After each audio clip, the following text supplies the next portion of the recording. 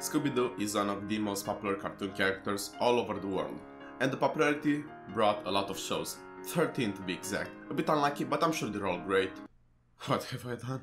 Hello people of YouTube, I hope you are having a great day. This is Lord Seal, YouTube's 5th biggest Scooby-Doo fan, at least according to my cat. In today's video, I have something rather special prepared for you lot, because we're taking a look at every single Scooby-Doo TV series and ranking them appropriately. Appropriately meaning according to my preference, so yeah. With this out of the way, let's get on with the video.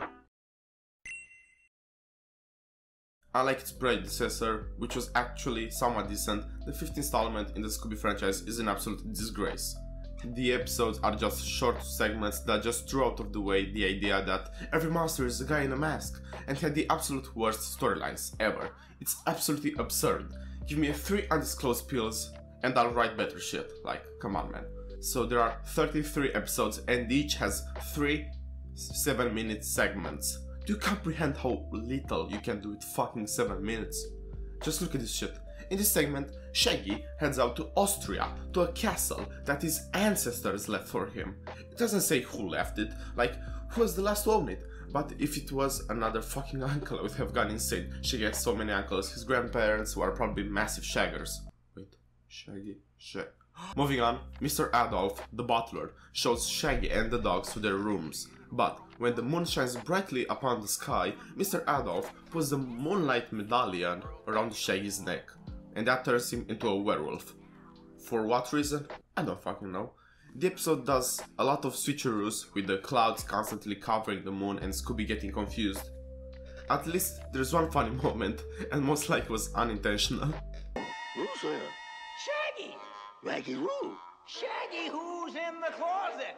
Shaggy's in the closet. And then they put the necklace around Adolf's neck, and they leave with the mystery machine. The fucking mystery machine. They're fucking Austria, mate! How the hell did they get that there? And remember, there was no purpose to this. It had a real monster, which almost Scooby was kinda against it at the time, and it all felt so bland and boring and long, even though there were 7 minutes only. Thank God there were only 7 minutes. Like, it was just there. You get nothing from watching it, other than a migraine. But what the hell can you do with 7 minutes of runtime, man? Oh, and there are 98 other segments, just like that one. And I watched them. God, kill me, please. This is just like the previous one, but with Daphne in the mix, which at the time was the most bland character from the gang. Why the actual fuck did they use her instead of Fred or Velma? I don't care enough to look it up, so I leave it to you as homework.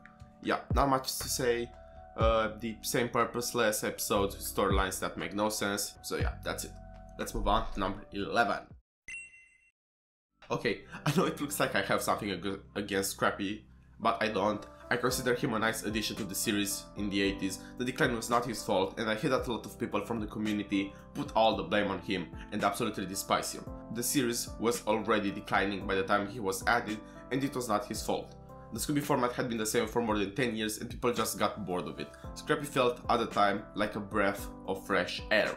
I really like the series, even though it's placed at 11, and I guarantee I would have liked it way less if Scrappy hadn't been a part of it. So yeah, cut the puppy some slack, guys. As I said, same Scooby format but with Scrappy, nothing brilliant, so I won't dive any further into it. Let's move on to numero 10. I love the theme song. There, I've said it, and the idea of the show is pretty amazing, and the story behind it is really cool. Mr. Second Dimension made a video on the series and talked to its creator, Ray DLAZ. Sorry for butchering your name, man. And just so you know, guys, I'm a sucker for behind the scenes stuff and stories about the creation of movies or TV shows, and that interview was really fucking cool. I don't really want to talk about it because it would be better if you just watch it yourself. I'll link Mr. Second Dimension's video in the description so you guys can take a look at it. It's really cool. The series was the first serial Scooby series, you know, where the episodes actually have continuity and an overarching story. This series walked so that Mystery Inc. could run, okay? The art style was great in my opinion. It was done by the same guy that did the Batman animated series, Eric Radomski. I'm sorry if I butchered the name as well, I'm so bad at this. I overall quite enjoyed it, though it's pretty different. I don't think it quite hits the mark a Scooby series should, if that makes sense to anyone out there. So yeah, I'll leave this at number 10. Now let's move on with number 9. Scooby-Doo Where Are You version 3. People say third time's the charm. It's really not. The second reskin of Scooby-Doo Where Are You is fucking boring. It's weird. Do you all remember that Disney gag from the Family Guy episode? That's how the whole show feels. It feels weird, janky, like out of place. Scooby-Doo and guess who? Guest stars. Even worse, influencers. No, I'm kidding, it's only one. Liza Koshy, whose YouTube show got 3 seasons. Your favorite show probably doesn't have 3 seasons. More than half of Scooby-Doo doesn't have 3 seasons. Why am I going on a rant about Liza Koshy? At least not Jake Paul, you know, the big Liverpool supporter. But, Lord Seal, who are the guest stars? Well, let me tell you a story. Big Daddy Warner Bros, who runs fucking Hollywood, pulled out of their greasy back pocket all the dirt they have on big actors and forced them to cameo in a Scooby-Doo episode, because there is no way in hell Morgan Freeman actually went like, yeah, I'd love to be in a Scooby-Doo episode. That's not real situation, mate. Okay, get a grip. So yeah, the Scooby-Doo Where Are You reskin gets number 9. Let's get on with number 8. This unique adaptation of Scooby-Doo is well loved and appreciated by the community. So, I am not the biggest fan of it. I never watched it when I was a child, and when I watched it now for this video, it was It's sad that it got cancelled before the finale, and the 2019 movie didn't do it justice, man. And he got rid of Scrappy also, but Flim Flam was very interesting though. I like that character, but I'm not that attached to this series because of no nostalgia factor, so I'm sorry guys, but I have to leave it at number 8. Following the trend of babyficating older cartoon characters, a trend that started with the Muppet Babies in 1984, Hanna-Barbera reduced Mr. Ink to kids. By doing this, they've also reunited the gang, because Fred and Velma had been separated from it for the better part of the 1980s. This was the first show in the series to give the gang distinct personalities. Ooh, spooky stuff that only the big boys play with. Finally, we can tell the difference between Fred, Daphne and Velma, so let's get to them. Fred is a redditor, I meant a conspiracy theorist, kind of curveball, but I like it. There's this running gag where he believes every time that the culprit is a kid named Red Herring. And in one episode, he placed a bet with Daphne, I think? I can't remember exactly, but the idea was he couldn't say that Red Herring was the culprit. And as you probably guessed, Red Herring was the culprit. I absolutely loved that as a child. I thought it was extremely funny. That probably says a lot about me. And as I remember it now, it puts a smile on my face, man. Velma is the brains of the gang, always bringing a massive computer out of her Minecraft inventory to put in all the clues and get the final verdict. As a kid, when you saw that computer, you knew shit was about to go down, man. Oh, and she also said jinkies every time she found a clue. Like, the show kinda leaned a lot on not letting you think at all. It was made so that even a newborn infant could understand. It was like a breed between Scooby and Dora the Explorer. Daphne is rich, a character trait that just kinda stuck with her from this point on, except for a couple of adaptations. She, as opposed to Fred, was skeptical of the supernatural and cared a bit too much about her boots staying clean. And, last but definitely not least, Scooby and Shaggy just remained the same as when they were adults, always scared and hungry. I went on a bit too long with this entry, and I know a person is gonna be pissed, cause I talked about fucking baby Scooby for about a minute, and I only talked for about 10 seconds about the 13 ghosts, which I know are really popular with the fanbase. I'm sorry, man. I'll be honest from the start, I'm a big fan of this adaptation. I know it's not the most beloved in the community, but I can't help but love it. It's different from a normal Scooby series, but unlike Shaggy and Scooby-Doo Get a Clue, it's a good type of different, if that makes sense. Mostly because the whole gang is here. But you know what else is here? The distinct personalities, woo! Fred is the leader, Velma is just done with everyone and life overall, she's amazing. Daphne is funny, and this is the most distinct interpretation of Daphne all across any Scooby media. Shaggy and Scooby are again cowardly and gluttonous. They can actually think for a change though, and have this gag every episode in which they dress up in some random shit when the killer, not fucking killer, oh, sorry, playing too much DVD recently, it's affecting my mental state. I'm also scared of flashlights. Moving on, when they are chased by the monster, they dress up as some random shit and they just do a gag based on what they're wearing. Another thing, the show is actually funny, like I was not expecting it. and Daphne is absolutely carrying the whole haha funny department. The show is overall pretty great. Unfortunately, it came right after the big and pretentious and fucking mind-blowingly infamous Scooby-Doo Mystery Incorporated, so it had big shoes to fill in, which, let's be honest, not a single adaptation could fill. It's really unfortunate, and the design was not the most eye-appealing for a lot of people. I genuinely believe if this show had come out before Mystery Inc., it would have been much more loved by the fandom. But yeah. It is what it is. Here we have the actual good version of Scooby-Doo with guest stars, with episodes closing in on an hour if you count the TV ads as well. And you got a pretty good banger on your hands. This came right after Where Are You, and I think it's the best thing they could have done. Releasing episodes that were an hour long, so it felt more special, more like a movie night with your parents, especially because they had special guests. Celebrity ones, none of them were on the same level as Liza Koshy from the hit series LaZ On Demand, but I guess Danyels could do. Of course it's not as funny as Liza, but we can't all achieve that high level of perfection. Man, I have to stop with this. People are gonna believe I'm a misogynistic bastard because of a bit that went on too much. I'm sorry. Oh yeah, the show. I keep getting sidetracked. I'm like a fucking dog, like talking Martha. You have the same voice as well.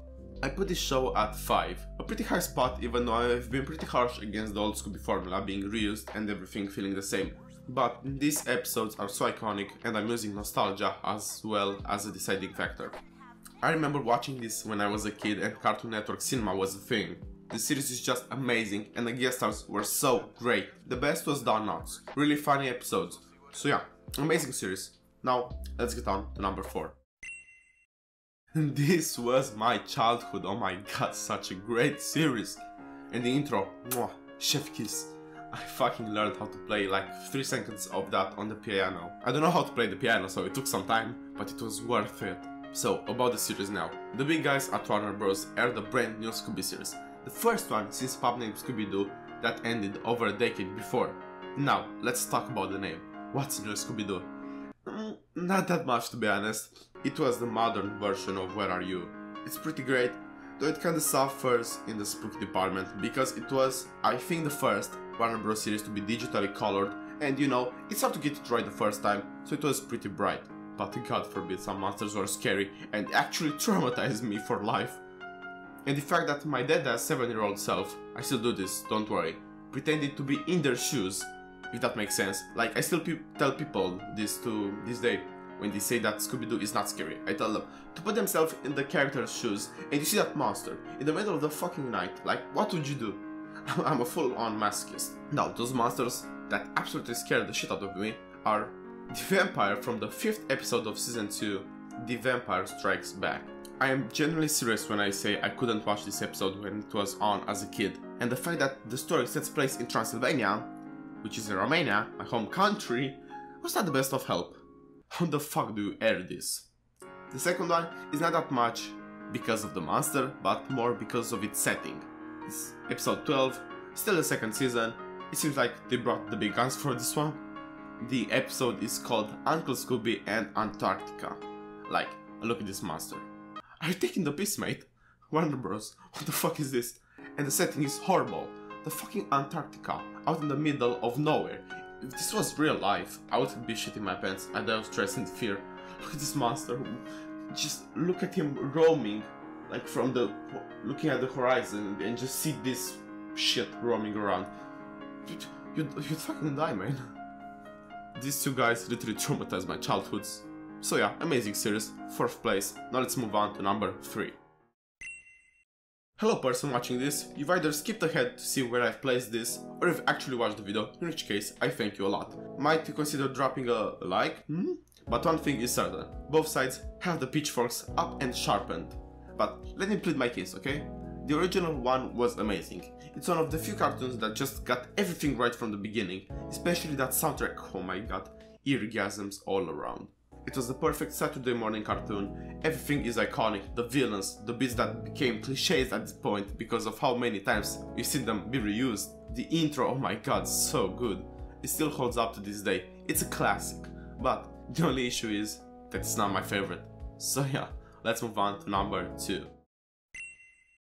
Whoa, hold your horses, big guy. I agree, okay? This is the best Scooby series, okay? Everyone knows that. we don't have to debate on that, but it's not my favorite.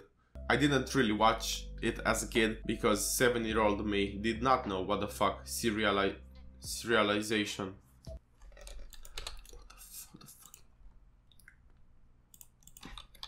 I didn't really watch it as a kid because 7-year-old me did not know what the fuck serialization was and that the episodes actually mattered. So I didn't have any feelings related to the series from when I was a kid, unlike the other ones. I rewatched it for the first time since I was a kid, like 2 years ago. And yeah, it's the best Scooby series. The character development is out of the roof. At first I thought I was watching the wrong shit. I couldn't believe my eyes. But yeah, the overarching mystery is amazing. The characters, mwah, chef kiss. And the art style, unique. It's just amazing. But as I said, it doesn't quite capture the feeling that you get from old Scooby-Doo. Not even the nostalgia. Even the monsters are not that iconic, not that rememberable. So, let's move on to number 1. My absolute favorite Scooby series. We're finally here. At first place, holding the gold medal is the Scooby-Doo Show. The most iconic Scooby series in my opinion. Even more iconic than Where Are You? This is basically Where Are You but polished, a remaster if you will. It's a bit better looking with way more episodes, some which were initially a part of Where Are You? Watch the video. The monsters are way more iconic, like, this is the problem with a lot of Scooby series, the lack of rememberable monsters, like I know some from Mystery Inc., but just by looks, whilst here, the monsters are amazing, like the 10,000 volt ghost, the gator gull, the phantom of Milo Booth, Old Iron Face, Jaguaro, the cat creature, the terror monster. Come on man, I could go on and on, more than Oliver fucking Tree. Everything is amazing. The scenery is also really beautiful. The soundtrack, which included a lot of pieces from Where Are You? It's all so amazing, brilliant show, and my overall favorite Scooby-Doo series. So, that was it. That was my ranking of every single Scooby-Doo series. I would love to hear your take on it. How would you rank them? Tell me in the comments below. And I just know that someone out of the 5 people watching this will absolutely scream at me in the comments for not picking Mystery Inc. as number 1, but you know. It is what it is. Yes, I know, it's the second time I've used this meme. I'm out of ideas, okay? Oh, and one more thing before I go. Have a great day, guys. Bye.